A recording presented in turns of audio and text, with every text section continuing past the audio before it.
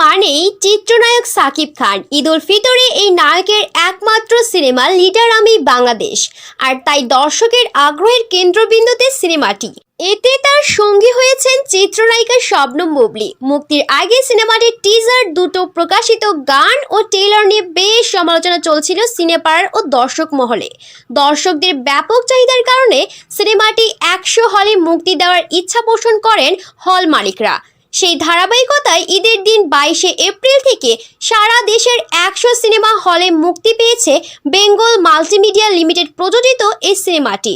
RTV নিউজকে বিষয়টি নিশ্চিত করেছেন চলচ্চিত্র পরিবেশনা ব্যবস্থাপক MM মঞ্জুর রহমান।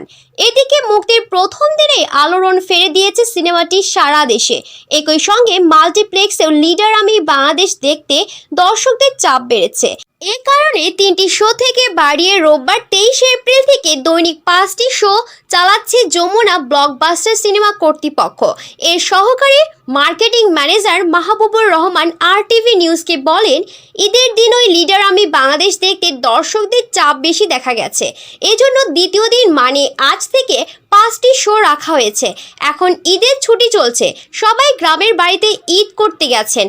তারা ফিরলেই আমার মতে আরও শো বাড়াতে হতে পারে। ইতোমধ্যেই সারা দেশ থেকে জেলা প্রতিনিধিদের পাঠানো তথ্য মতে জানা যায়, বেশিরভাগ সিনেমা হলেই অগ্রিম টিকিট বিক্রি হয়ে গেছে। বেলা বাড়ার সঙ্গে সঙ্গে বাড়ছে দর্শক। ঢাকার মধুমিতা হলে লিডার আমি বাংলাদেশ দেখে চরম উচ্ছ্বাসে বের হয়েছেন দর্শকরা।